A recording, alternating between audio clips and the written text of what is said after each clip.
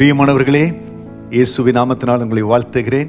எரேமியா 33 அதிகாரம் 9 நான் அவர்களுக்கு செய்யும் நன்மை எல்லாம் கேட்க போகிற பூமியின் எல்லா ஜாதிகளுக்கு முன்பாக அது எனக்கு மகிழ்ச்சியுள்ள கீர்த்தியாகும் புகழ்ச்சியாகும் மகிமையாகும் இருக்கும். நான் அவர்களுக்கு அருளி செய்யும் எல்லா நன்மையின் நிமித்தம் எல்லா சமாதானத்திலும் இவர்கள் பயந்து நடுங்குவார்கள் என்று இஸ்ரவேலின் தேவனாகிய கர்த்தர் சொல்லுகிறார்.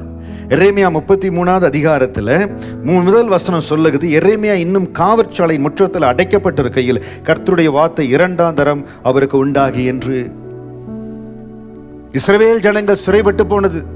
அந்த காலத்தில் எரேமியாவினிடத்தில் எப்பொழுது சூழ்நிலைகள் மாறப்போகிறது, எப்பொழுது ஆண்டு காரியங்களை மாற்ற போறார், அந்த மாற்றத்தின் காலத்தில் அந்த நேரத்தில் ஆண்டு சொல்லுகிற வார்த்தை, நான் அவர்களுக்கு செய்கிற நன்மை எல்லாம் கேட்க போகிற பூமியில அது எனக்கு கீர்த்தியும் புகழ்ச்சியும் மகிமையுமா இருக்கும்.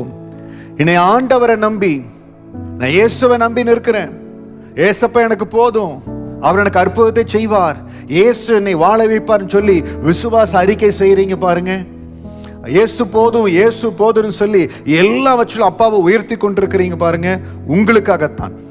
உங்களுக்காகத்தான் தேவனுடைய வார்த்தை கடந்து வருகிறது. நான் அவர்களுக்கு செய்யும் நன்மை எல்லாம் அது எனக்கு மகிழ்ச்சியுள்ள கீர்த்தியாகும் புகழ்ச்சியாகும் மகிமையாக இருக்கும். நான் அவர்களுக்கு அருளி செய்யும் நன்மையின் நிமித்தம் எல்லா சமாதானத்தையும் இவர்கள் பயந்து நடுங்குவார்கள். தேவனுடைய ஜனங்களுக்கு விரோதமாக இருக்கிறவங்க பயந்து நடுங்குவாங்க. யார் ஒருவர் இயேசு போதுன்னு சொல்றாங்களோ, யார் ஒருவர் ஆண்டவரை அண்டிக் கொள்ளுகிறார்களோ, ஆண்டவர் அண்டிக் கொள்ளணுங்க. நம்ம வாழ்க்கையில எல்லா நேரத்திலும் நீங்க தான் என் துருகம், நீங்க தான் கேடகம். உங்களை அண்டிக் கொள்ளுகிற ஆண்டவர், உங்களை அண்டிக் கொள்ளுகிற ஆண்டவர். இன்னைக்கு எந்த சூழ்நிலையிலும் ஆண்டவரை விட்டு கொடுத்துடாதீங்க. யாருக்காகவும் ஆண்டவரை 2வது இடத்துல வச்சிடாதீங்க. நீங்க ஆண்டவரை மகிமைப்படுத்த ஏசப்பாவை கனப்படுத்த கர்த்தர் உங்களை வைத்திருக்கிற ஆலயத்துல ஆண்டரை கனப்படுத்த தேவனுக்கு உரிய காரியங்களை செய்ய நான் அவர்களுக்கு செய்யும் நன்மை எல்லாம் எனக்கு மிகுந்த மகிழ்ச்சியுள்ள கீர்த்தியும் புகழ்ச்சியும் மகிமையுமா இருக்கும் என்றபடி நீங்க ஆண்டவரை கனப்படுத்த ஏசப்பாவுக்கு பயந்து உங்க வாழ்க்கையில நடக்க ஆண்டவர் உங்களுக்கு நன்மையானதை செய்வார், உங்களுக்கு நன்மையானதை செய்வார். இயேசுவுக்காக இழந்தவர்கள் யாரோ இந்த பூமியில வெட்கப்பட்டு போனதே இல்லைங்க.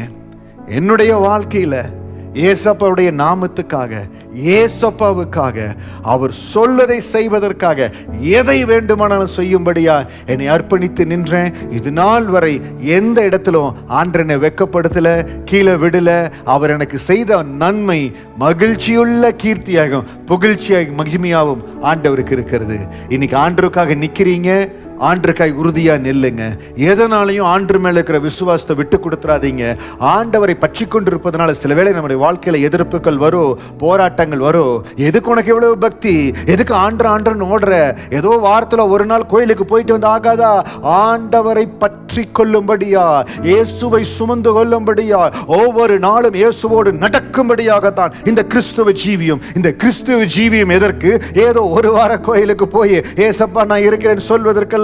ஒவ்வொரு நிமிடமும் நீங்க போதும், நீங்க என்னோடு இருக்கணும். அப்படிப்பட்ட ஆண்டவரோடு இணைந்து இருக்கிற ஒரு கிறிஸ்துவ ஜீவியம் ஆசீர்வாதமான ஜீவங்க. அப்படி இருக்கிற ஒவ்வொருவருக்கும் நான் அவர்களுக்கு செய்யும் நன்மை எல்லாம்னு சொன்ன வார்த்தையின்படி மிகுதியான நன்மைகளை செய்வாருங்க. அவர் ஆண்டவருடைய வார்த்தை சொல்லுகிறது, நான் அவர்களுக்கு அருளி செய்யும் எல்லா நன்மை நிமித்தம் எல்லா சமாதானத்திலும் மற்றவங்க பார்த்து நடுங்குவாங்க. நீங்க எப்போ ஆண்டருக்காக உங்களை ஒப்பு கொடுத்து நான் இயேசுவுக்காக நிற்பேன், ஏசப்பாவை சிநேகிப்பேன், கலப்பையில கை வைத்திருக்கிற திரும்பி பார்க்க மாட்டேன்னு சொல்லி ஆண்டருக்காய் வைராக்கமா இருக்கிறீங்களோ, உங்களுக்கு செய்கிற காரியங்களை பார்த்து மற்றவர்கள் பயப்படுவாங்க. இந்த ஆண்டவரோடு நடக்கிற இந்த வாழ்க்கை ஒரு ஆசீர்வாதமான வாழ்க்கைங்க. உங்களை முழுமையும் ஆண்டவர் கரத்தில் ஒப்பு கொடுங்க. எதற்காகவும் ஆண்டரை விட்டு கொடுத்துடாதீங்க, ஆண்டரை 2வது இடத்துல வைக்காதீங்க. Give first place to Jesus. அவருக்கு முதலாவது இடத்தை கொடுங்க. கர்த்தர் மேன்மைப்படுத்துவார், உங்களை உயர்த்துவார், உங்க குடும்ப ஆசீர்வாதமா இருக்கும். God bless you. God bless you.